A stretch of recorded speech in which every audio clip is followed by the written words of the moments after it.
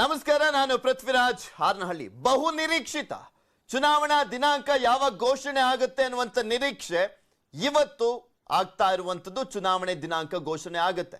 ಕರ್ನಾಟಕದ ಕುರುಕ್ಷೇತ್ರಕ್ಕೆ ಅಧಿಕೃತವಾಗಿ ಚುನಾವಣೆ ದಿನಾಂಕ ಘೋಷಣೆ ಆಗುವಂತದ್ದು.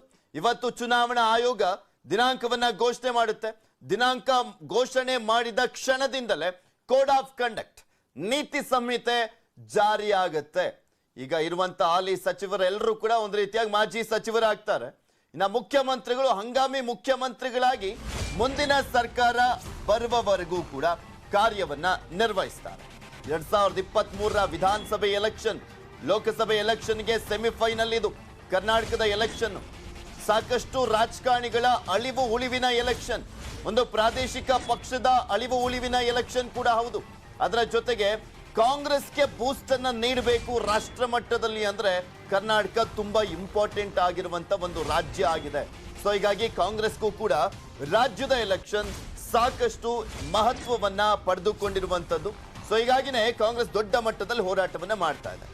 ರಾಜ್ಯದ ವಿಚಾರಕ್ಕೆ ನಾವು ನೋಡೋದಾದ್ರೆ ಆಲ್ರೆಡಿ ಒಂದು 5-6 ತಿಂಗಳಿಂದಲೂ ಕೂಡ ಎಲ್ಲಾ ರಾಜಕೀಯ ಪಕ್ಷಗಳು ಒಂದಲ್ಲ ಒಂದು ರೀತಿಯಾಗಿ ರಾಜ್ಯದ ಜನರನ್ನ ಸೆಳೆಯುವಂತ ನಿಟ್ಟಿನಲ್ಲಿ ಚುನಾವಣೆಗೆ ಹಣಿಯಾಗಿರುವಂತದ್ದನ್ನ ಗಮನಿಸಿದಿರ ನೀವು.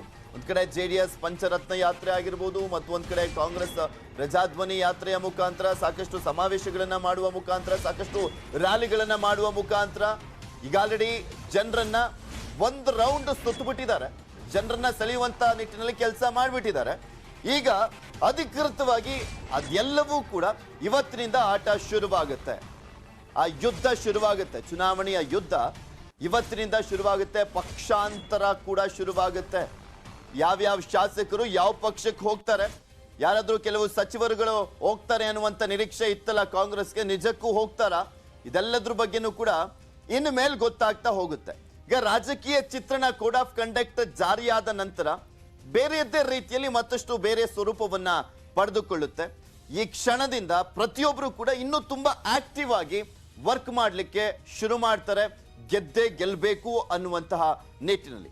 ಆದ್ರೆ ಇನ್ನೇನು ಮಾಡಿದ್ರೂ ಕೂಡ ಒಂದೊಂದು ಕ್ಷೇತ್ರದಲ್ಲೂ ಕೂಡ ಒಂದು ಪಕ್ಷ ಯಾವ್ದಾದ್ರು ಒಂದು ಸಮಾವೇಶನೋ ರ್ಯಾಲಿನೋ ಅಥವಾ ಒಂದು ದೇವರಿಗೆ ಒಂದು ಕಾಣಿಕೆ ಹಾಕಿದಂತ ಟೈಮ್ನಲ್ಲೂ ಕೂಡ ಅದೆಲ್ಲವೂ ಕೂಡ ಅಕೌಂಟಬಲ್ ಆಗುತ್ತೆ. ಸೊ ಹೀಗಾಗಿ ಎಚ್ಚರಿಕೆ ಹೆಜ್ಜೆಗಳನ್ನ ಇಡಬೇಕಾಗುತ್ತೆ ದುಡ್ಡಿನ ವಿಚಾರದಲ್ಲೂ ಕೂಡ.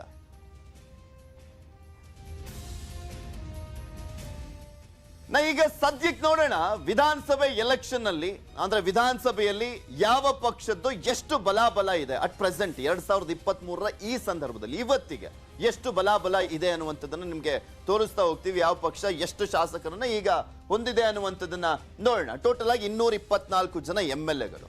ಅದರಲ್ಲಿ ಬಿಜೆಪಿಯ 119 ಜನ ಹಾಲಿ ಶಾಸಕರುಗಳು ಇದ್ದಾರೆ. 119 ಜನ ಇರುವಂಥದ್ದು. 2018ರ ಎಲೆಕ್ಷನ್ ಚಿತ್ರಣನೇ ಬೇರೆ. 2018ರ ಸಂದರ್ಭದಲ್ಲಿ 104 ಸ್ಥಾನಗಳನ್ನ ಗೆದ್ದಿದ್ದು ಬಿಜೆಪಿ. ಅತಿ ದೊಡ್ಡ ಪಕ್ಷವಾಗಿ ಆಯ್ಕೆ ಆಗಿತ್ತು ಬಿಜೆಪಿ. 104 ಜನ ಶಾಸಕರು ಆಯ್ಕೆ ಆಗುವ ಮುಖಾಂತರ ಅದಾದ್ಮೇಲೆ ಒಂದು ಉಪಚುನಾವಣೆ ಬಂತು, 105 ಆಯ್ತು. ಉಪಚುನಾವಣೆ ಅಂದ್ರೆ ಕಲಬುರಗಿ ಕ್ಷೇತ್ರದಲ್ಲಿ ಲೋಕಸಭೆಗೆ ನಿಂತ್ಕೊಳ್ಳುವಂತ ನಿಟ್ಟಿನಲ್ಲಿ ಉಮೇಶ್ ಜಾಧವ್ ಅವರು ರಾಜೀನಾಮೆ ಕೊಟ್ಟಂತ ಹಿನ್ನೆಲೆಯಲ್ಲಿ ಚಿಂಚೋಳಿ ಕ್ಷೇತ್ರಕ್ಕೆ ಉಪಚುನಾವಣೆ ನಡೆಯುತ್ತೆ. 105 ಸ್ಥಾನ ಆಗುತ್ತೆ ಬಿಜೆಪಿಗೆ. ಅದಾದ್ಮೇಲೆ ಆಗಿದ್ದೆಲ್ಲವೂ ಕೂಡ ಆಪರೇಷನ್ ಕಮಲ, 17 ಜನ ಶಾಸಕರು ಬಿಟ್ಟು ಬಂದಿದ್ದಂಥದ್ದು, ಅದೆಲ್ಲವೂ ಸೇರಿ ಉಪಚುನಾವಣೆಗಳಾದ ನಂತರ 119 ಸ್ಥಾನಗಳ ಅಟ್ ಪ್ರೆಸೆಂಟ್ ಬಿಜೆಪಿ ಹೊಂದಿರುವಂಥದ್ದು. ಆಕ್ಚುಲಿ 122 ಇತ್ತು. ಅಂದ್ರೆ ಒಂದು ಸ್ಪೀಕರ್ ಅನ್ನ ಸೇರಿಸಿದ್ರೆ 120 ಆಗುತ್ತೆ. ಆಮೇಲೆ 2 ಸಾವನ್ನಪ್ಪಿದ್ದಾರೆ ಬಿಜೆಪಿಯ ಶಾಸಕರು. ಒಂದು ಸವದತ್ತಿಯ MLA, ವಿಧಾನಸಭೆಯ ಸ್ಪೀಕರ್ ಆಗಿದ್ದಂತ ಆನಂದ್ ಮಾಮನಿ ಅವರು, ಮತ್ತೊಂದು ಅರಣ್ಯ ಸಚಿವರಾಗಿದ್ದಂಥವರು, ಹುಕ್ಕೇರಿಯ ಶಾಸಕರಾಗಿದ್ದಂತ ಉಮೇಶ್ ಕತ್ತಿಯವರ ಸಾವಿನಿಂದಾಗಿ ಇದು 121 ಇದ್ದಿದ್ದು 119 ಆಗಿದೆ. ಬಿಜೆಪಿಯ ಸದ್ಯದ ಬಲ. ಅಲ್ಲಿ ಉಪಚುನಾವಣೆ ನಡೆದಿಲ್ಲ. ಸೊ ಹೀಗಾಗಿ ನಾ ಕಾಂಗ್ರೆಸ್ 69, ಕಾಂಗ್ರೆಸ್ನ ಶಾಸಕರು ಅಟ್ ಪ್ರೆಸೆಂಟ್ ಇವತ್ತಿನ ದಿನದ ಲೆಕ್ಕ ನಾನು ಹೇಳ್ತಾ ಇರೋದು 69 ಜನ ಇದ್ದಾರೆ. ಆಕ್ಚುಲಿ 2018ರ ಲೆಕ್ಕ ನಾವು ತೆಗೆದುಕೊಳ್ಳೋದಾದ್ರೆ 80 ಜನ ಇದ್ರು. ಅದಾದ್ಮೇಲೆ ಆಪರೇಷನ್ ಕಮಲ ಆದಂತ ಹಿನ್ನೆಲೆಯಲ್ಲಿ ಸುಮಾರು 14 ಜನ ಕಾಂಗ್ರೆಸ್ನ ಶಾಸಕರು ಬಿಜೆಪಿಗೆ ಹೋಗಿದ್ದಂತ ಹಿನ್ನೆಲೆಯಲ್ಲಿ ಅದರಲ್ಲಿ ತನ್ನ ಬಲವನ್ನ ಕಳ್ಕೊಳ್ಳುತ್ತೆ. ಕಾಂಗ್ರೆಸ್ 80 ಇದ್ದಿದ್ದು 66 ಆಗುತ್ತೆ. ಅದಾದ್ಮೇಲೆ ಉಪಚುನಾವಣೆಯಲ್ಲಿ ಕೆಲವೊಂದು ಕಡೆ ಗೆಲ್ತಾರೆ ಕಾಂಗ್ರೆಸ್ನವರು. ಒಂದು ಗೆಲ್ಲುವಂಥದ್ದು ಅದು ಹುಣಸೂರು ಕ್ಷೇತ್ರದಲ್ಲಿ ಗೆಲ್ತಾರೆ, ಮಂಜುನಾಥ್ ಅವರು ಆಯ್ಕೆ ಆಗ್ತಾರೆ. ಅದಾದ್ಮೇಲೆ ಶಿವಾಜಿನಗರ ಕ್ಷೇತ್ರದಲ್ಲಿ ಉಪಚುನಾವಣೆ ನಡೆದಂತಹ ಸಂದರ್ಭದಲ್ಲಿ ಅಲ್ಲಿ ರಿಜ್ವಾನ್ ಅರ್ಷದ್ ಅವರು ಆಯ್ಕೆ ಆಗ್ತಾರೆ, ಅಲ್ಲೂ ಕೂಡ ಕಾಂಗ್ರೆಸ್ ಶಾಸಕರು ಇದ್ದಿದ್ದಂಥದ್ದು. ಅದಾದ್ಮೇಲೆ ಮಸ್ಕಿ ಕ್ಷೇತ್ರದಲ್ಲಿ ಬಸನಗೌಡ ತುರ್ವಿಹಾಳ ಅವರು ಶಾಸಕರಾಗಿ ಆಯ್ಕೆ ಆಗ್ತಾರೆ, ಅಲ್ಲೂ ಕೂಡ ಕಾಂಗ್ರೆಸ್ನ ಶಾಸಕರಿದ್ರು. ಅದಾ ನಂತರ ಕುಸುಮಾ ಶಿವಳ್ಳಿ ಅವರ ನಿಧನದಿಂದಾಗಿ ಅಲ್ಲೂ ಕೂಡ ಉಪಚುನಾವಣೆ ನಡೆಯುತ್ತೆ. ಸೊ ಹೀಗಾಗಿ 4 ಜನ ಈ ರೀತಿಯಾಗಿ ಉಪಚುನಾವಣೆಯಲ್ಲಿ ಆಯ್ಕೆ ಆಗ್ತಾರೆ. ಸೊ ಹೀಗಾಗಿ ಕಾಂಗ್ರೆಸ್ 80 ಇದ್ದಿದ್ದು ಒಂದು ಆಪರೇಷನ್ ಕಮಲ ಆದಂತಹ ಸಂದರ್ಭದಲ್ಲಿ 66 ಆಗುತ್ತೆ. ಅದಾದ ನಂತರ 69 ಜನ ಅಟ್ ಪ್ರೆಸೆಂಟ್ ಕಾಂಗ್ರೆಸ್ನ ಶಾಸಕರಿದ್ದಾರೆ ರಾಜ್ಯದಲ್ಲಿ. ಇನ್ನು ಜೆಡಿಎಸ್ ಎಷ್ಟಿದೆ ಅಂತ ನೋಡೋದಾದ್ರೆ ಜೆಡಿಎಸ್ 29 ಶಾಸಕರು ಅಟ್ ಪ್ರೆಸೆಂಟ್ ಇದ್ದಾರೆ. ಆಕ್ಚುಲಿ 2018 ಎಲೆಕ್ಷನ್ ನಡೆದಂತ ಟೈಮ್ನಲ್ಲಿ 37+1 ಅಂದ್ರೆ BSP ಜೊತೆಗೆ ಚುನಾವಣಾ ಪೂರ್ವ ಮೈತ್ರಿ ಮಾಡಿಕೊಂಡಿದ್ದಂತ ಹಿನ್ನೆಲೆಯಲ್ಲಿ 37+1 ಕೊಳ್ಳೇಗಾಲದಲ್ಲಿ ಮಹೇಶ್ ಅವರು ಗೆದ್ದಿದ್ರು. ಸೊ ಹೀಗಾಗಿ 37+1 ಇತ್ತು. ಇನ್ನು ಅವರು ಈಗ ಆಲ್ರೆಡಿ BSP ಪಕ್ಷದಿಂದ ಉಚ್ಚಾಟಿತರಾಗಿ ಕಾಂಗ್ರೆಸ್ ಅಂದ್ರೆ ಬಿಜೆಪಿಗೆ ಸಪೋರ್ಟ್ ಮಾಡಿದ್ದಾರೆ. 37 ಲೆಕ್ಕ ಇಟ್ಕೊಂಡ್ರು ಕೂಡ ಇಲ್ಲಿ ಆಪರೇಷನ್ ಕಮಲದ ಸಂದರ್ಭದಲ್ಲಿ 3 ಜನ ಜೆಡಿಎಸ್ನ ಶಾಸಕರು ಗೋಪಾಲಯ್ಯ, ನಾರಾಯಣಗೌಡ ಇವರೆಲ್ಲರೂ ಕೂಡ ಬಿಜೆಪಿಗೆ ಬೆಂಬಲವನ್ನ ಕೊಟ್ಟಿರ್ತಾರೆ. ಅದಾದ್ಮೇಲೆ ಉಪಚುನಾವಣೆ ನಡೆದಂತ ಟೈಮ್ನಲ್ಲಿ ಒಂದು 3 ಸ್ಥಾನಗಳನ್ನ ಕಳ್ಕೊಳ್ಳುತ್ತೆ ಜೆಡಿಎಸ್. ಅದರ ನಂತರ ಕೆಲವೊಂದು ಕ್ಷೇತ್ರಗಳಲ್ಲಿ ಜೆಡಿಎಸ್ನ ಶಾಸಕರು ಸಾವನ್ನಪ್ತಾರೆ. ಒಂದು ಶಿರಾ ಕ್ಷೇತ್ರ, ಇನ್ನೊಂದು ಸಿಂದಗಿ ಕ್ಷೇತ್ರ. ಆ 2 ಕ್ಷೇತ್ರಗಳನ್ನ ಕೂಡ ಜೆಡಿಎಸ್ ಕಳ್ಕೊಳ್ಳುತ್ತೆ. ಸೊ ಹೀಗಾಗಿ ಅಲ್ಲೊಂದಿಬ್ರು ಶಾಸಕರು ಮೈನಸ್ ಆಗ್ತಾರೆ. ಇನ್ನ ನಿನ್ನೆ ಅಷ್ಟೇ ಗುಬ್ಬಿ ಶಾಸಕರಾಗಿರುವಂತ ಶ್ರೀನಿವಾಸ್ ಅವರು ಅಂದ್ರೆ ವಾಸು ಅವರು ರಾಜೀನಾಮೆ ಕೊಟ್ಟಂತ ಹಿನ್ನೆಲೆಯಲ್ಲಿ ಅದು ಕೂಡ ಅಂಗೀಕಾರ ಆಗಿರುವಂತದ್ದು. ಸೊ ಹೀಗಾಗಿ ಅಟ್ ಪ್ರೆಸೆಂಟ್ ಜೆಡಿಎಸ್ ಶಾಸಕರ ಸಂಖ್ಯೆ 29 ಇದೆ. 37 ಇದ್ದಿದ್ದಂಥದ್ದು ಈಗ 29ಕ್ಕೆ ಬಂದು ನಿಂತ್ಕೊಂಡಿದೆ. ಇನ್ನು ಇತರೆ 4 ಮೇನ್ ಆಗಿ ನಾವು ನೋಡೋದಾದ್ರೆ ಪಕ್ಷೇತರವಾಗಿ ಯಾರು ಆಯ್ಕೆ ಆಗಿದ್ರು ಅವರನ್ನ ಇತರೆ ಅಂತ ನಾವು ಕನ್ಸಿಡರ್ ಮಾಡ್ತೀವಿ. ಇತರೆ ಸದ್ಯಕ್ಕಿರುವಂಥದ್ದು ಶರತ್ ಬಚ್ಚೇಗೌಡರು, ಹೊಸಕೋಟೆಯ ಶಾಸಕರು. ಅವ್ರಿಗೆ ಆಲ್ರೆಡಿ ಕಾಂಗ್ರೆಸ್ಗೆ ಬೆಂಬಲವನ್ನ ಕೊಟ್ಟಿದ್ದರೂ ಕೂಡ ಅವರು ಪಕ್ಷೇತರ ಶಾಸಕರ ರೀತಿಯಲ್ಲೇ ಇರುವಂಥದ್ದು. ಸೊ ಶರತ್ ಬಚ್ಚೇಗೌಡರು ಒಂದಾಗ್ತಾರೆ. ಇನ್ನು ಕೊಳ್ಳೇಗಾಲದ ಶಾಸಕರಾಗಿರುವಂತ ಎನ್ ಮಹೇಶ್ ಅವರು ಬಿಜೆಪಿಗೆ ಸೇರ್ಪಡೆ ಆಗಿದ್ದಾರೆ, ಆದ್ರೂ ಕೂಡ ಅವರು ಪಕ್ಷೇತರ ಅಂತಾನೆ ಈ ಒಂದು ವಿಧಾನಸಭೆಯಲ್ಲಿ ಕನ್ಸಿಡರ್ ಮಾಡಲಾಗುವಂಥದ್ದು. ಎನ್ ಮಹೇಶ್ ಅವರು ಒಬ್ಬರಿರುವಂಥದ್ದು. ಇದರ ಜೊತೆಗೆ ಎಚ್ ನಾಗೇಶ್ ಅವರು ಮುಳುಬಾಗಿಲಿನ ಶಾಸಕರು, ಅವರು ಕೂಡ ಪಕ್ಷೇತರ ಶಾಸಕರು. ಈಗ ಅವರು ಕಾಂಗ್ರೆಸ್ ಸೇರ್ಕೊಂಡಿದ್ದಾರೆ. ಕಾಂಗ್ರೆಸ್ನಿಂದ ಈಗ ಆಲ್ರೆಡಿ ಅವರಿಗೆ ಮಹದೇವಪುರ ಕ್ಷೇತ್ರದಿಂದ ಟಿಕೆಟ್ ಕೂಡ ಸಿಕ್ಕಿರುವಂಥದ್ದು. ಅವರನ್ನ ಲೆಕ್ಕ ಹಾಕೊಂಡ್ರೆ 3 ಜನ ಪಕ್ಷೇತರು. ಆಕ್ಚುಲಿ ಅದು 3 ಆಗ್ಬೇಕಾಯ್ತು. ಇನ್ನ ಖಾಲಿ ಸ್ಥಾನಗಳು ಯಾವ್ದಪ್ಪ ಅಂತ ನೋಡಿದ್ರೆ 3 ಸ್ಥಾನ ಖಾಲಿ ಇದೆಯಲ್ಲ, ನಾನು ಆಗ್ಲೇ ಹೇಳ್ತಾ ಇದ್ದೆ. ಉಮೇಶ್ ಕತ್ತಿ ಅವರ ನಿಧನದಿಂದ ತೆರವಾಗಿರುವಂತಹ ಹುಕ್ಕೇರಿ ಕ್ಷೇತ್ರ ಆಗಿರ್ಬೋದು, ಸವದತ್ತಿ ಕ್ಷೇತ್ರ ಬಿಜೆಪಿ ಶಾಸಕರು ಅಲ್ಲಿ ಸವದತ್ತಿ ಕ್ಷೇತ್ರದಲ್ಲಿ ಆನಂದ್ ಮಾಮನಿ ಅವರು ಶಾಸಕರಾಗಿದ್ದಂಥವ್ರು, 3 ಬಾರಿ ಕಂಟಿನ್ಯೂಸ್ ಆಗಿ ಗೆದ್ದಂಥವ್ರು ಆನಂದ್ ಮಾಮನಿ ಅವರು. ಅವ್ರು ಸಾವನ್ನಪ್ಪದಂತ ಹಿನ್ನೆಲೆಯಲ್ಲಿ ಆ ಒಂದು ಕ್ಷೇತ್ರ ಉಪಚುನಾವಣೆ ನಡೆದಿಲ್ಲ, ಅದು ಕೂಡ ಖಾಲಿ ಇದೆ. ಇನ್ನು ಗುಬ್ಬಿ ಶಾಸಕರಾಗಿರುವಂತ ಶ್ರೀನಿವಾಸ್ ಅವರು ರಾಜೀನಾಮೆ ಕೊಟ್ಟಿರುವಂತ ಹಿನ್ನೆಲೆಯಲ್ಲಿ ನಿನ್ನೆ ಅದು ಅಂಗೀಕಾರ ಕೂಡ ಆಗಿದೆ. ವಿಶ್ವೇಶ್ವರ ಹೆಗಡೆ ಕಾಗೇರಿ ಅವರು ಅದನ್ನ ಅಂಗೀಕಾರ ಮಾಡಿರುವಂತ ಹಿನ್ನೆಲೆಯಲ್ಲಿ 3 ಸ್ಥಾನಗಳು ಖಾಲಿ ಇದಾವೆ ಅಟ್ ಪ್ರೆಸೆಂಟ್. ಇನ್ನು ಟೋಟಲ್ ಆಗಿ 224 ಕ್ಷೇತ್ರದ ಲೆಕ್ಕ. ಬೆಂಗಳೂರಿನ ಬಲಾಬಲ ನೋಡೋಣ. ಬಿಜೆಪಿ 15 ಇದೆ, ಕಾಂಗ್ರೆಸ್ 12 ಇದೆ. ಆಕ್ಚುಲಿ ಕಾಂಗ್ರೆಸ್ 2018 ಎಲೆಕ್ಷನ್ ಅಲ್ಲಿ 15 ಇತ್ತು. ಕಾಂಗ್ರೆಸ್ 2018 ಎಲೆಕ್ಷನ್ ಅಲ್ಲಿ ಬೆಂಗಳೂರಲ್ಲಿ ಗೆದ್ದಿದ್ದು 15, ಬಿಜೆಪಿ ಗೆದ್ದಿದ್ದು 11 ಅಷ್ಟೇ. ಆದ್ರೆ ಆಪರೇಷನ್ ಕಮಲ ಆಯ್ತಲ್ಲ, 4 ಜನ ಶಾಸಕರುಗಳು ಅಂದ್ರೆ 3 ಜನ ಕಾಂಗ್ರೆಸ್ ನಲ್ಲಿ ಇದ್ದಂಥವರು ಬಿಜೆಪಿಗೆ ಬರ್ತಾರೆ, ಒಬ್ರು ಜೆಡಿಎಸ್ ನಲ್ಲಿ ಇದ್ದಂಥವರು ಬಿಜೆಪಿಗೆ ಬರ್ತಾರೆ. ಆ 4 ಕ್ಷೇತ್ರ ಯಾವ್ದಪ್ಪ ಅಂದ್ರೆ ಒಂದು ಯಶವಂತಪುರ ಕ್ಷೇತ್ರ, ST ಸೋಮಶೇಖರ್ ಅವರು ಕಾಂಗ್ರೆಸ್ ನಲ್ಲಿ ಇದ್ದಂಥವ್ರು. ಇನ್ನ ಭೈರತಿ ಬಸವರಾಜ್ ಅವರು KR ಪುರ ಕ್ಷೇತ್ರ, ಅವರು ಕಾಂಗ್ರೆಸ್ ನಲ್ಲಿ ಇದ್ದಂಥವ್ರು. ಇನ್ನ ಮುನಿರತ್ನ ಅವರು ರಾಜರಾಜೇಶ್ವರಿ ನಗರ ಕ್ಷೇತ್ರ, ಅವರು ಕೂಡ ಕಾಂಗ್ರೆಸ್ ನಲ್ಲಿ ಇದ್ದಂಥವ್ರು. ಇವರೆಲ್ಲರೂ ಕೂಡ ರಾಜೀನಾಮೆ ಕೊಟ್ಟು ಮತ್ತೆ ಬಿಜೆಪಿಯಿಂದ ಆಯ್ಕೆ ಆಗ್ತಾರೆ. ಈ 3 ಜನ ಜಾಯ್ನ್ ಆದಂತ ಹಿನ್ನೆಲೆಯಲ್ಲಿ 11 ಇದ್ದಿದ್ದು 14 ಆಗುತ್ತೆ. ಆಮೇಲೆ ಜೆಡಿಎಸ್ ನ ಶಾಸಕರಾಗಿದ್ದಂತ ಗೋಪಾಲಯ್ಯ ಅವರು ಮಹಾಲಕ್ಷ್ಮಿ ಲೇಔಟ್, ಅವರು ಕೂಡ ರಾಜೀನಾಮೆ ಕೊಟ್ಟು ಬಿಜೆಪಿಯಿಂದ ಆಯ್ಕೆ ಆಗ್ತಾರೆ. ಸೊ ಹೀಗಾಗಿ 11 ಇದ್ದಿದ್ದು ಬಿಜೆಪಿ 15ಕ್ಕೆ ಏರಿರುವಂಥದ್ದು. ಬೆಂಗಳೂರಿನಲ್ಲಿ 11 ಇತ್ತು, 15ಕ್ಕೆ ಏರಿಕೆ ಆಯ್ತು. ಕಾಂಗ್ರೆಸ್ 15 ಇದ್ದಿದ್ದು -3 ಆದ್ರೆ 12 ಆಗುತ್ತೆ. ಇನ್ನು ಜೆಡಿಎಸ್ ಒಂದೇ ಒಂದು ಸ್ಥಾನದಲ್ಲಿ ಗೆದ್ದಿರುವಂಥದ್ದು, ಅದು ದಾಸರಹಳ್ಳಿ ಕ್ಷೇತ್ರ. ಮಂಜುನಾಥ್ ಅವರು ಅಲ್ಲಿ ಶಾಸಕರಾಗಿದ್ದಾರೆ. ಸೊ ಹೀಗಾಗಿ ಒಟ್ಟು 28 ಕ್ಷೇತ್ರದಲ್ಲಿ ಈ ರೀತಿಯಾಗಿದೆ ಪಕ್ಷಗಳ ಬಲಾಬಲ. ಇನ್ನು ಹಳೆ ಮೈಸೂರು ಭಾಗದ್ದು ನೋಡ್ತಾ ಹೋಗೋಣ. ಹಳೆ ಮೈಸೂರು ಭಾಗದಲ್ಲಿ ಟೋಟಲ್ ಎಷ್ಟಿತ್ತು, ಈಗ ಎಷ್ಟಾಗಿದೆ ಅಂತ. 51 ಕ್ಷೇತ್ರಗಳು ಹಳೆ ಮೈಸೂರು ಭಾಗದಲ್ಲಿ ಅಟ್ ಪ್ರೆಸೆಂಟ್. ಅಂದ್ರೆ 2018ನಲ್ಲಿ ಬಿಜೆಪಿ 11 ಇತ್ತು, 11 ಕ್ಷೇತ್ರಗಳಲ್ಲಿ ಗೆದ್ದಿತ್ತು ಬಿಜೆಪಿ. ಕಾಂಗ್ರೆಸ್ 15 ಕ್ಷೇತ್ರಗಳಲ್ಲಿ ಗೆದ್ದಿತ್ತು, ಜೆಡಿಎಸ್ 25 ಕ್ಷೇತ್ರಗಳಲ್ಲಿ ಗೆದ್ದಿತ್ತು.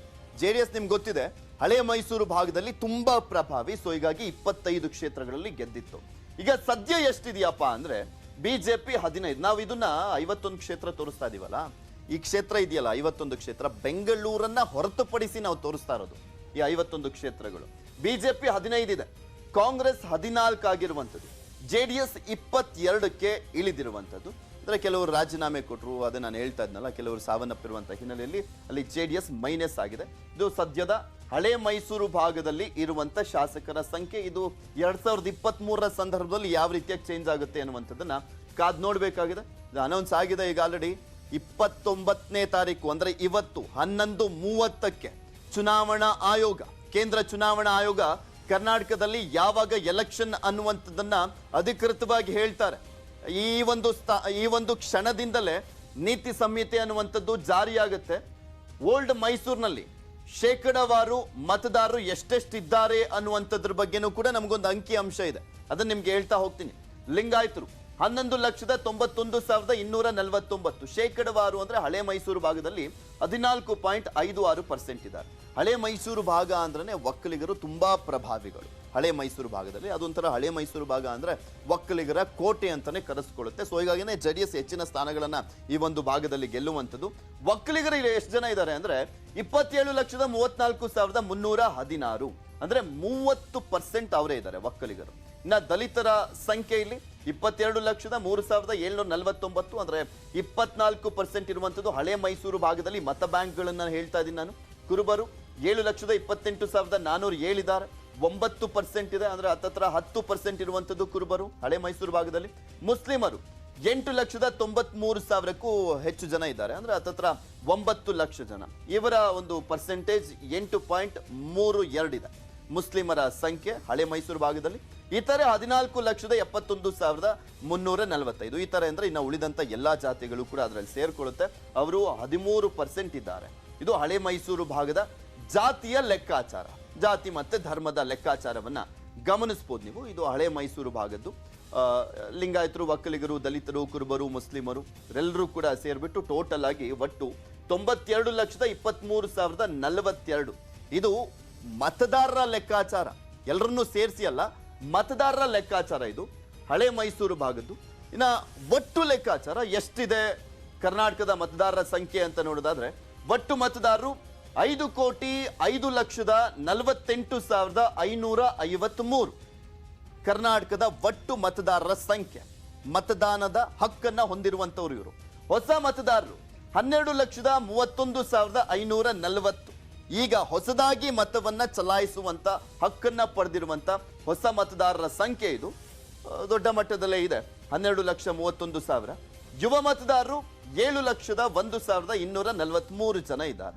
ಯುವ ಮತದಾರರ ಲೆಕ್ಕ ಸಿಕ್ಕಿರುವಂಥದ್ದು. ಕರ್ನಾಟಕ ಮತದಾರರ ಸಂಖ್ಯೆಯನ್ನ ನಿಮ್ಗೆ ಹೇಳ್ತಾ ಇದೀವಿ, ಅಂಕಿ ಅಂಶವನ್ನ. ಇದರಲ್ಲಿ ಯಾರ್ಯಾರು ಎಷ್ಟೆಷ್ಟಿದ್ದಾರೆ ಅನ್ನುವಂಥದ್ದನ್ನ ನೋಡ್ತಾ ಇದ್ದೀರಾ. ಟೋಟಲ್ ಆಗಿ 5 ಕೋಟಿಗೂ ಹೆಚ್ಚು ಜನ ಮತದಾನದ ಹಕ್ಕನ್ನ ಹೊಂದಿರುವಂಥದ್ದು. ಈಗ ಏನಾಗುತ್ತೆ, ಎಷ್ಟು ಜನ ವೋಟನ್ನ ಚಲಾಯಿಸ್ತಾರೆ ಅನ್ನೋದರ ಜೊತೆಗೆ ಅಳಿವು ಉಳಿವಿನ ಪ್ರಶ್ನೆ ಇದೆ. ರಾಜಕೀಯ ಪಕ್ಷಗಳಿಗೂ ಕೂಡ ಅಷ್ಟೇ, ಕೆಲವು ಪ್ರಮುಖ ರಾಜಕಾರಣಿಗಳಿಗೂ ಕೂಡ ಅಷ್ಟೇ.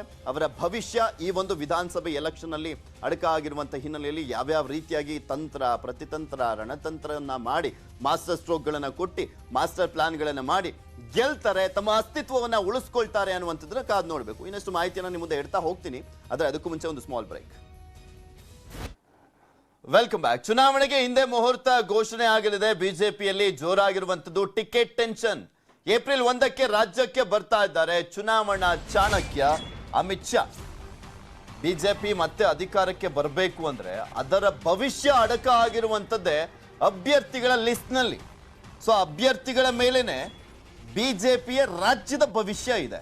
ಸೊ ಇದನ್ನ ನಿರ್ಧಾರ ಮಾಡುವಂತದ್ದು ಅಮಿತ್ ಶಾ. ಏಪ್ರಿಲ್ 1ರಿಂದ ಏಪ್ರಿಲ್ 4ರವರೆಗೆ ಅಮಿತ್ ಶಾ ಅವರು ಮೆಗಾ ಸಭೆಯನ್ನ ಮಾಡಲಿದ್ದಾರೆ. ಬೆಂಗಳೂರು ಹೊರವಲಯದಲ್ಲಿ ಸರಣಿ ಸಭೆ ನಡೆಯುತ್ತೆ. ಸಂಭಾವ್ಯರ ಲಿಸ್ಟ್ ಅನ್ನ ಪರಿಶೀಲನೆ ಮಾಡ್ತಾರೆ ಅಮಿತ್ ಶಾ ಅವರು. ಅದರ ಬಗ್ಗೆ ಒಂದೊಂದು ಕ್ಷೇತ್ರದ ಬಗ್ಗೆನೂ ಕೂಡ ಚರ್ಚೆಯನ್ನ ಮಾಡ್ತಾ ಹೋಗ್ತಾರೆ. ಯಾರು ಗೆಲ್ತಾರೆ ಅಂತವ್ರಿಗೇನೆ ಬಿಜೆಪಿ ಯಾವಾಗ್ಲೂ ಕೂಡ ಮಣೆ ಹಾಕೋದು. ಒಂದೊಂದ್ಸಲಿ ಆ ಒಂದು ಏಜ್ ಅನ್ನ ಮೀರಿನೂ ಕೂಡ ಮಣೆ ಹಾಕ್ಬಿಟ್ಟಿದ್ದಾರೆ. ಸೊ ಆ ರೀತಿಯಾಗಿ ಆಗ್ಬೋದೇನೋ ಕಾದ್ ನೋಡ್ಬೇಕು. ಬಿಜೆಪಿ ಕೇಂದ್ರ ಚುನಾವಣಾ ಸಮಿತಿಗೆ ಲಿಸ್ಟ್ ಅನ್ನ ರವಾನೆ ಮಾಡಲಾಗುತ್ತೆ. ಏಪ್ರಿಲ್ 5ರ ಬಳಿಕ ಟಿಕೆಟ್ ಘೋಷಣೆ ಆಗುವಂತ ಸಾಧ್ಯತೆ ಇದೆ. ಒಂದು 2-3 ಹಂತದಲ್ಲಿ ಟಿಕೆಟ್ ಅನ್ನ ಘೋಷಣೆ ಮಾಡಬಹುದು ಅಂತ ಕಾಣಿಸುತ್ತೆ ಕಾಂಗ್ರೆಸ್ ರೀತಿಯಲ್ಲಿ, ಬಿಜೆಪಿ ಕೂಡ. ಇದೆಲ್ಲದ್ರ ಬಗ್ಗೆ ಇನ್ನಷ್ಟು ಮಾಹಿತಿಯನ್ನು ನೀಡ್ತಾರೆ ನಮ್ಮ ಪ್ರತಿನಿಧಿ ಕೃಷ್ಣ ನಮ್ಮ ಜೊತೆ ನೇರ ಸಂಪರ್ಕದಲ್ಲಿ ಜಾಯಿನ್ ಆಗ್ತಾ ಇದ್ದಾರೆ. ಕೃಷ್ಣ, ಕಾಂಗ್ರೆಸ್ನ 124 ಕ್ಷೇತ್ರಗಳ ಪಟ್ಟಿ ರಿಲೀಸ್ ಆಗಿದೆ.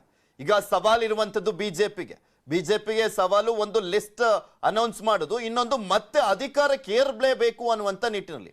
ಅದೆಲ್ಲವೂ ಕೂಡ ಅದರ ಭವಿಷ್ಯ ಆ ಲಿಸ್ಟ್ ನಲ್ಲಿ ಅಡಕವಾಗಿದೆ. ಅಮಿತ್ ಶಾ ಅವರು ಬಂದಂತ ಸಂದರ್ಭದಲ್ಲಿ ಏನೇನೆಲ್ಲ ಕೆಲಸಗಳಿದೆ ಬಾಕಿ ಇದೆ ಮಾಡಬೇಕಾಗಿರೋದು ಇನ್ನು ಅಂತ.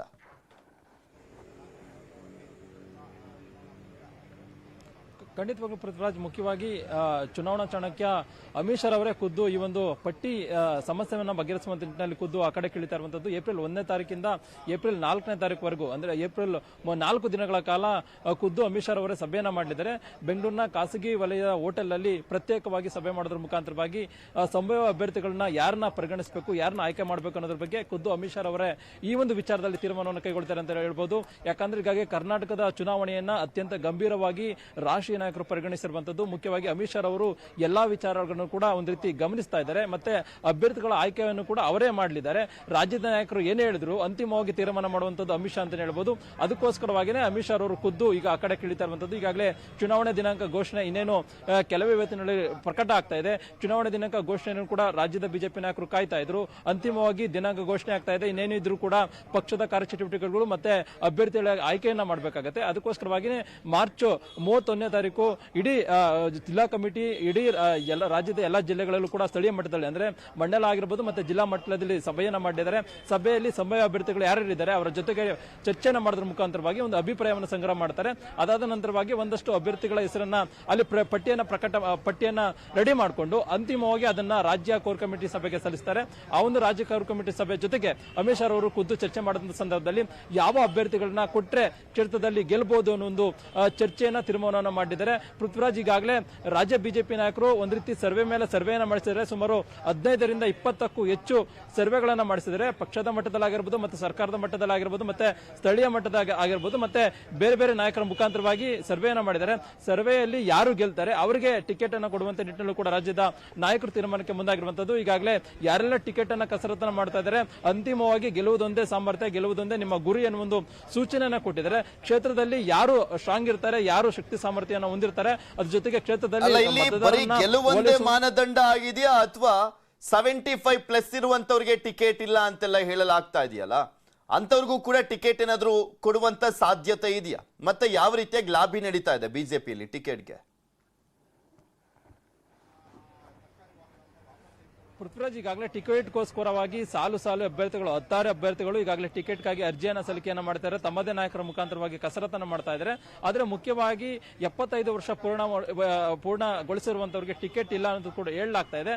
ಆದ್ರೆ ಕರ್ನಾಟಕದ ಪಾಲಿಗೆ ಇದು ಅತ್ಯಂತ ವಿಚಾರ ಒಂದ್ ರೀತಿ ಬಿಜೆಪಿಗೆ ಮುಳುವಾಗಬಹುದು. ಯಾಕಂದ್ರೆ ರಾಜ್ಯ ಬಿಜೆಪಿ ನಾಯಕರಲ್ಲಿ 70 ವರ್ಷ ಮೇಲ್ಪಟ್ಟಂತವರು ಬಹುತೇಕವಾಗಿ ಹಿರಿಯ ನಾಯಕರಾಗಿದ್ದಾರೆ. ತಮ್ಮದೇ ಆದಂತಹ ಶಕ್ತಿಯನ್ನ ಕ್ಷೇತ್ರದಲ್ಲಿ ಸಾಧಿಸಿದ್ದಾರೆ, ಜಿಲ್ಲೆಯಲ್ಲಿ ಕೂಡ ಸಾಧಿಸಿದ್ದಾರೆ. ಅವ್ರನ್ನೇನಾದ್ರೂ ಕೈ ಬಿಟ್ರೆ ಬರ್ತಕ್ಕಂಥ ದಿನಗಳಲ್ಲಿ ಬಿಜೆಪಿಗೆ ಹಿನ್ನಡೆ ಆಗುತ್ತೆ ಅನ್ನುವಂಥದ್ದು ಕೂಡ ರಾಜ್ಯದ ಬಿಜೆಪಿ ನಾಯಕರು, ಹೈಕಮಾಂಡ್ ನಾಯಕರು ಮನಗಂಡಿರುವಂತದ್ದು. ಅದಕ್ಕೋಸ್ಕರವಾಗಿನೇ ಅಂದ್ರೆ 70 ವರ್ಷ ಮೇಲ್ಪಟ್ಟಂತವರಿಗೆ ಒಂದಷ್ಟು ಜನ ಟಿಕೆಟ್ ಕೊಡುವಂತ ವಿಚಾರವಾಗೂ ಕೂಡ ರಾಜ್ಯದ ಹೈಕಮಾಂಡ್ ನಾಯಕರು ತೀರ್ಮಾನ ಮಾಡುವಂತ ಸಾಧ್ಯತೆ ಇದೆ. ಆದ್ರೆ 75 ವರ್ಷ ಮೇಲ್ಪಟ್ಟಂತವರಿಗೆ ಒಂದಷ್ಟು ಜನ ಟಿಕೆಟ್ ನಿರಾಕರಣೆ ಮಾಡೋದಕ್ಕೂ ಕೂಡ ಹೈಕಮಾಂಡ್ ನಾಯಕರು ಚಿಂತನೆಯನ್ನ ಮಾಡಿರುವಂತದ್ದು. ಅದೇನೇ ಇದ್ರೂ ಕೂಡ ಈಗ ಈ ಬಾರಿ ಸುಮಾರು 40ಕ್ಕೂ ಹೆಚ್ಚು ಹೊಸಬರಿಗೆ ಅಂದ್ರೆ ಸಾಮಾನ್ಯ ಕಾರ್ಯಕರ್ತರಿಗೆ ಟಿಕೆಟ್ ಕೊಡುವಂತ ನಿಟ್ಟಿನಲ್ಲೂ ಕೂಡ ಹೈಕಮಾಂಡ್ ನಾಯಕರು ಚಿಂತನೆಯನ್ನ ಮಾಡಿರುವಂತದ್ದು. ಅದಕ್ಕೋಸ್ಕರವಾಗಿನೇ ಹಿರಿಯರ ಸಾಮರ್ಥ್ಯ ಎಷ್ಟಿದೆ ಮತ್ತೆ ಸಾಮಾನ್ಯ ಕಾರ್ಯಕರ್ತರು ಗುಜರಾತ್ ಮಾಡೆಲ್ ಅಂತಾರಲ್ಲ, ಗುಜರಾತ್ ಮಾಡೆಲ್ ನಿಜಕ್ಕೂ ಕೂಡ ಇಲ್ಲಿ ಜಾರಿ ಆಗತ್ತಾ, ಅದನ್ನ ಪ್ರಯೋಗ ಮಾಡ್ತಾರ ಅಂತ? ಬಿಕಾಸ್ ಇಲ್ಲಿನ ಒಂದು ಚುನಾವಣಾ ತಂತ್ರಗಳೇ ಬೇರೆ ಆಗಿರುತ್ತೆ, ಏನಾಗುತ್ತೆ ಅಂತ. ಹಾಗೆ ಸಂಪರ್ಕದಲ್ಲಿ ಮತ್ತಷ್ಟು ಮಾಹಿತಿನ ಪಡ್ಕೊಳ್ತೀನಿ ಕೃಷ್ಣ. ಇವತ್ತು ಚುನಾವಣಾ ದಿನಾಂಕ ಘೋಷಣೆ ಆಗ್ಲಿರುವಂತ ಹಿನ್ನೆಲೆಯಲ್ಲಿ ಮುಖ್ಯಮಂತ್ರಿಗಳ ಪ್ರವಾಸ ರದ್ದಾಗಿದೆ. ಸಾಕಷ್ಟು ಕಡೆ ಹೋಗ್ಬಿಟ್ಟು ಮುಖ್ಯಮಂತ್ರಿಗಳು ಇವತ್ತು ಯೋಜನೆಗಳಿಗೆ ಶಂಕುಸ್ಥಾಪನೆ ಚಾಲನೆಯನ್ನ ಕೊಡಬೇಕಾಗಿತ್ತು. ಇದು ಪ್ರಮುಖವಾಗಿ ಕೊಪ್ಪಳದ ಯಲಬುರ್ಗಾ ಕ್ಷೇತ್ರಕ್ಕೆ ಹೋಗಬೇಕಾಗಿತ್ತು. ಇನ್ನ ಹಾವೇರಿಯ ಶಿಗ್ಗಾವಿ ಕ್ಷೇತ್ರ ಮುಖ್ಯಮಂತ್ರಿಗಳ ತವರು ಕ್ಷೇತ್ರ, ಅಲ್ಲಿನ ಪ್ರವಾಸವನ್ನ ಕೈಗೊಳ್ಳಬೇಕಾಗಿತ್ತು ಮುಖ್ಯಮಂತ್ರಿಗಳು. ಆದ್ರೆ ಇವತ್ತು ದಿನಾಂಕ ಘೋಷಣೆ ಆಗಲಿರುವಂತ ಹಿನ್ನೆಲೆಯಲ್ಲಿ ಆ ಪ್ರವಾಸ ರದ್ದಾಗ್ತಾ ಇದೆ. ವಿವಿಧ ಅಭಿವೃದ್ಧಿ ಕಾಮಗಾರಿಗಳಿಗೆ ಚಾಲನೆಯನ್ನ ನೀಡಬೇಕಾಗಿತ್ತು ಮುಖ್ಯಮಂತ್ರಿಗಳು. ಚುನಾವಣೆ ಘೋಷಣೆಗೆ ಕ್ಷಣಗಣನೆ ಹಿನ್ನೆಲೆಯಲ್ಲಿ ಸಿಎಂ ಪ್ರವಾಸ ರದ್ದಾಗ್ತಾ ಇದೆ. ಈಗ ಸಡನ್ ಆಗಿ 10 ಗಂಟೆಗೆ ಹೋಗ್ಬಿಟ್ಟು ಅಲ್ಲಿ ಶಂಕುಸ್ಥಾಪನೆ ಯೋಜನೆಗಳಿಗೆ ಚಾಲನೆಯನ್ನ ಕೊಡ್ಲಿಕ್ಕೆ ಆಗೋದಿಲ್ಲ.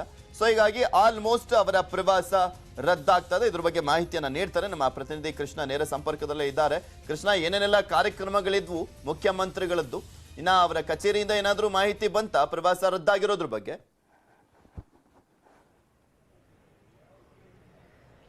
ಪೃಥ್ವಿರಾಜ್, ಮುಖ್ಯವಾಗಿ ಈಗಾಗಲೇ ಮುಖ್ಯಮಂತ್ರಿಗಳ ನಿವಾಸದ ಬಳಿ ನಾವಿದ್ದೇವೆ. ಮುಖ್ಯಮಂತ್ರಿಗಳು ಇನ್ನೇನು ಕಾರ್ಯಕ್ರಮಕ್ಕೆ ಹೋಗೋದಕ್ಕೆ ರೆಡಿ ಆಗಿದ್ದಾರೆ. ಆದರೆ ಎಲ್ಲೋ ಒಂದ್ ಕಡೆ ಮೊದಲ ಕಾರ್ಯಕ್ರಮ 11 ಗಂಟೆಗೆ ನಿಗದಿ ಆಗಿರುವಂತದ್ದು. ಆ ಒಂದು ಕಾರ್ಯಕ್ರಮಕ್ಕೆ ಹೋಗುವಂತ ನಿಟ್ಟಿನಲ್ಲೂ ಕೂಡ ಮುಖ್ಯಮಂತ್ರಿಗಳು ಆಲೋಚನೆಯನ್ನ ಮಾಡ್ತಾ ಇದ್ದಾರೆ. ಆದರೆ ಸಂಬಂಧಪಟ್ಟಂತ ಅಧಿಕಾರಿಗಳ ಜೊತೆಗೆ ಕೂಡ ಮುಖ್ಯಮಂತ್ರಿಗಳು ಚರ್ಚೆಯನ್ನ ಮಾಡ್ತಾ ಇದ್ದಾರೆ.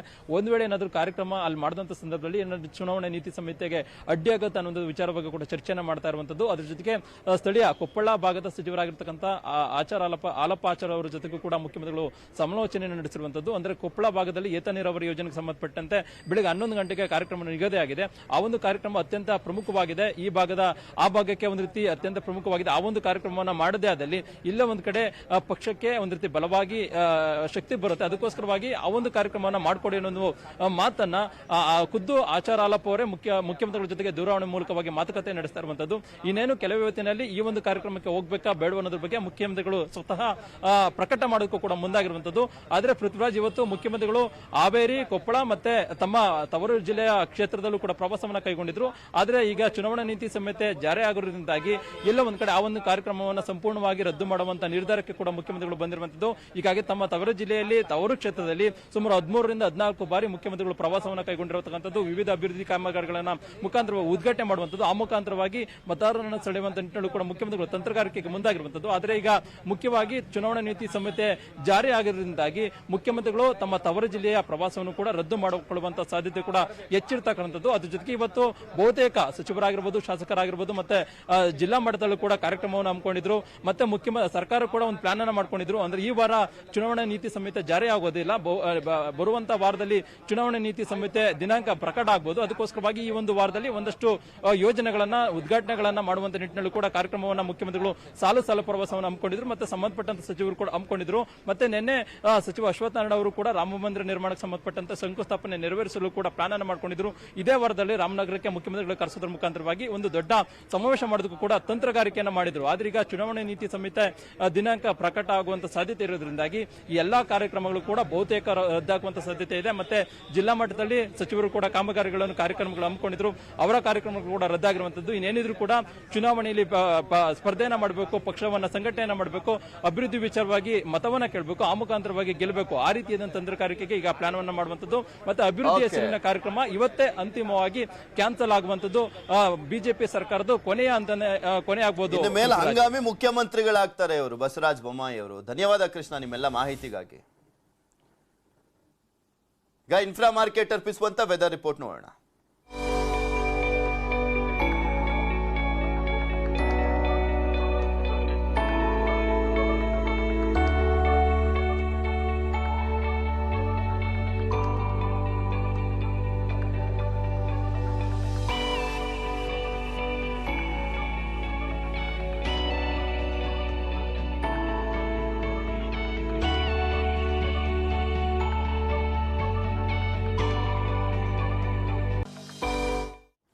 ಇವೆಷ್ಟು ಈ ಕ್ಷಣದವರೆಗಿನ ಸುದ್ದಿ. ನೋಡ್ತಾರೆ ನ್ಯೂಸ್ 18, ಜಾಲ ನಮ್ಮದು, ಬಲ ನಿಮ್ಮದು.